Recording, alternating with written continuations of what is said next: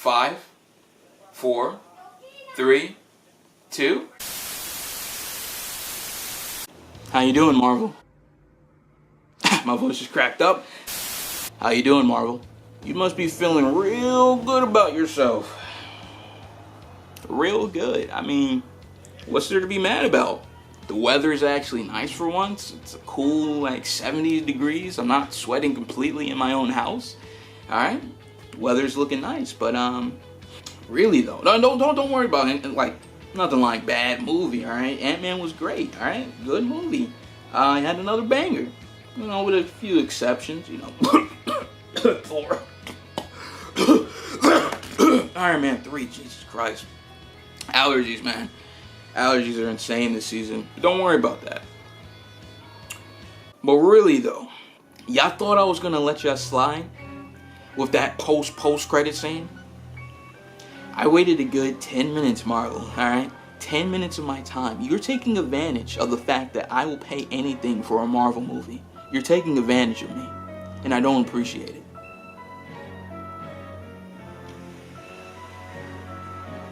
I'm gonna back off the camera now. Anyway, yeah. This is a review for Ant-Man, a steak style review, and I'll repeat it again, steak style, because in my last review some dude commented, he was like, did you say steak style? And I said, yeah, steak style. So I thought I was speaking complete English, but apparently not. So yeah, I'm just making it clear. Alright, steak style, and basically that just means everything in this video from here on out is gonna be... My boy is wilding out on the stereo. Everything here on out for this video is going to be spoilers, alright? Nothing but juicy, steak-filled spoilers, okay? So, if you don't want to hear anything, leave. And, you know, I'm going to make myself clear.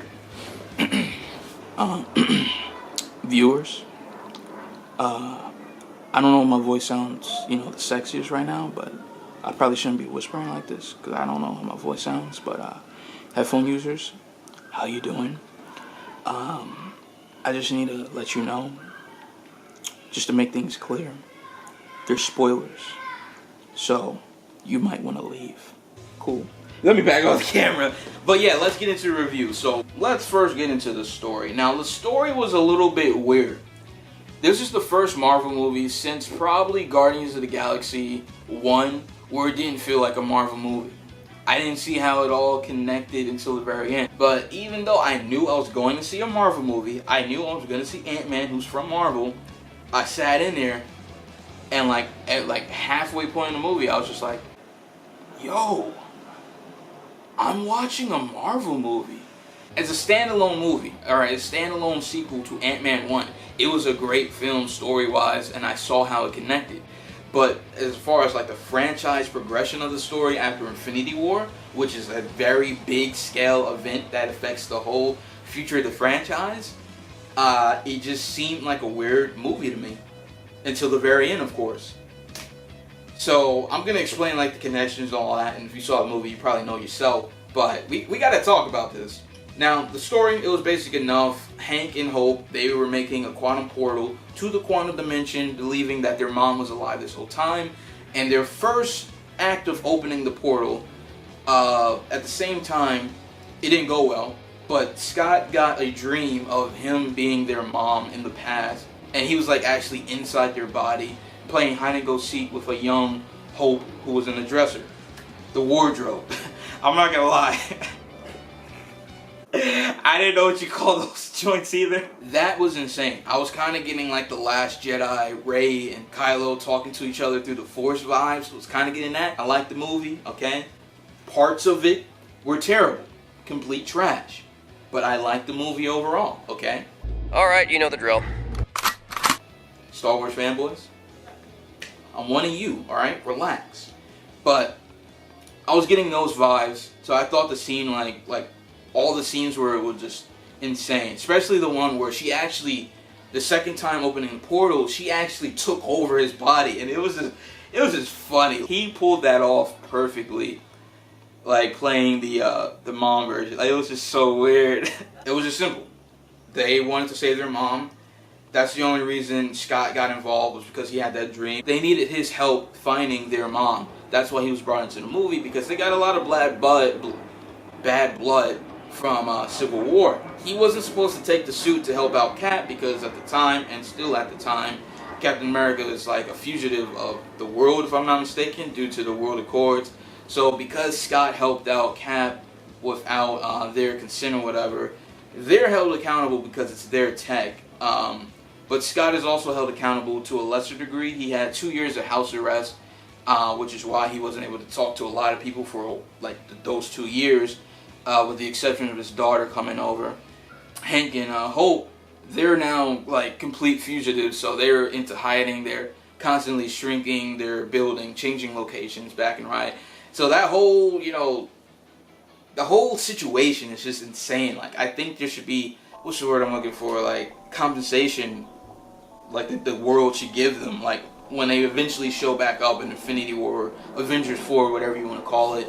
I'm pretty sure they're going to be pardoned for all the stuff that happened before. I mean, after everybody got Hawkeye, you gotta forgive them.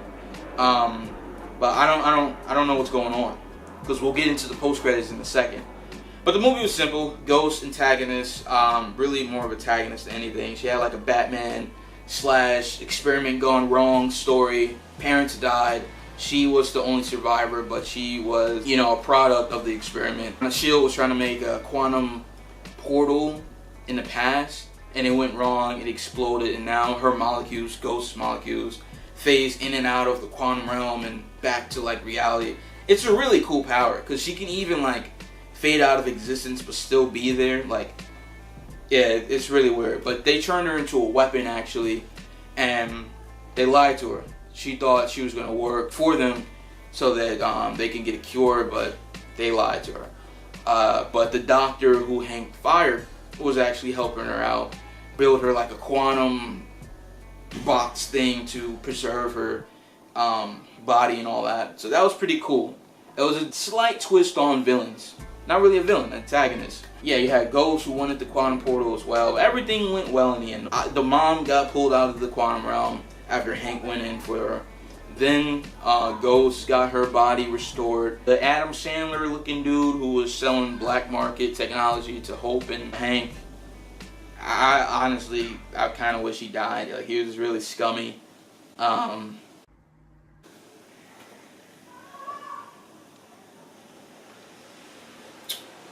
We gonna ignore that.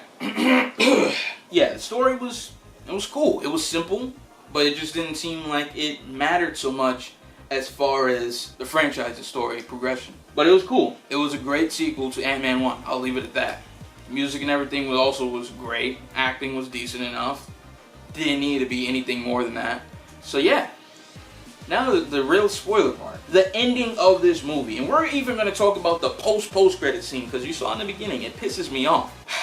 Let me explain to you guys what happened. Ant-Man, Scott, they're sending him back into the quantum realm, right? They have a mini quantum portal. They probably just shrunk the big one and put it in their van, because they're moving, like their lab and everything is mobile, so cool. They send my boy into the quantum realm. He gets energy for Ghost, who apparently needs quantum energy to preserve her condition. Fair enough. He's ready to come out. 5, 4, 3, 2. Yeah. They really did that. I was thinking something a little bit more darker. I was like, yo, what if their mom comes out of the quantum realm, they go in for like the reunion hug, and then she gets erased right when they go for the hug? That would have been sad. But the thing they did with Scott is just, it's just plain messed up. The countdown, bro, and then the cutoff, and then they cut to them where they're dust. Scott is now stuck in the quantum realm. Like, that was one of the craziest endings in Marvel history. There's a lot of things that can happen. Now, since he's in the quantum realm now, he can either have the Hank treatment, he could get stuck in like a time loop or something. The only people I can think of who have a knowledge that can actually get him out of the quantum realm is Tony. But my thing is, Tony doesn't even like mess with him because, you know, the whole Cap thing in Civil War. I mean, he probably would save him anyway, but it's still bad blood there. What are going to be the effects? Now, my own personal like thoughts on that. Now, if he's in Avengers 4, all right, he's going to put in work because he's going to be absorbing all this quantum energy. He's probably going to come out a beast. He could probably grow up to like 200 feet or like something even bigger than that. I don't know. So the potential is there. He can probably control his gigantic, his growing powers now, and not get phased by it. But let's get into the post-credit scene because it kind of connects to the post-credit scene, the first one. I waited a good 10 minutes to see an ant on a guitar. But that's not the worst part. Alright. They say Ant-Man and the Wasp will return. Period. Alright, cool. I looked down for a second to go back to my phone, about to, look to see what's going on in the Facebook chat. I look back up. The period turns into a question mark. And I was like, what? Everybody in the theater was screaming. Everybody started screaming. So I knew there was some true Marvel fans. But other than the people that left out, like, right after the movie ended. I don't get why people still go out of the theater after the movie ends. Who does that? It's been 10 years of Marvel. Every single movie, from what I remember, has a post-credit scene after the ending. Don't you want to get your full $20 plus worth? Like, you're wasting like a good $1.50 when you leave that early. That's a good $1.50. Or probably less. I don't know. A couple of 50 cents. I don't know. Point is, why do people still leave? But that's besides the point. They hit us up with the period? Question mark? Bro. I know Wasp isn't going to return because she got erased. I mean, she was the unlucky half of the universe that got erased. So she can't come back until they defeat Thanos or, I don't know, reverse the effects probably at the end of the movie or something. I don't know. But Ant-Man, I don't know if he, because he went to the quantum realm, he was saved. Or, like, I don't know what happened with that. Because the quantum realm, I don't know if it exists outside of time or the universe itself. I don't know if it's like a Speed Force thing. I don't remember them saying that. But I'm assuming that may have been a big factor in why he wasn't erased himself. Because, if I'm not mistaken, only the original Avengers, with the exception of a few characters, were spared in the Hawkeyeing of the Marvel Universe. But yeah, that ending was just insane. Scott's stuck in the quantum realm. I don't know how he's going to get out. But when he does come out, if he does, he's going to be a beast. He's going to be able to control his giant form, most definitely. Hulk as well is going to be backing him up because both of them did nothing in Infinity War. So it's build up probably for Avengers 4. Alright, I'm expecting big things. Maybe like some combo between him and the Hulk. That would be insane. But yeah, tell me you guys think in the comment section below. How do you feel about that ending? And I'm not talking about the erasure. I'm talking about that post-credit scene. The one I waited 10 minutes for. I gotta wait a year. Alright, I'm tired of this. I'm tired of waiting. Alright, I need the movie now. I need to see what happens. My joint is straight. But good job. Good job. I'm out of here. I hope you guys enjoyed the video. Comment below. What do you think about Ant-Man? What do you think about the ending? How do you feel about it? Just do all of that. But yeah, I'm out of here. Goodbye. Peace.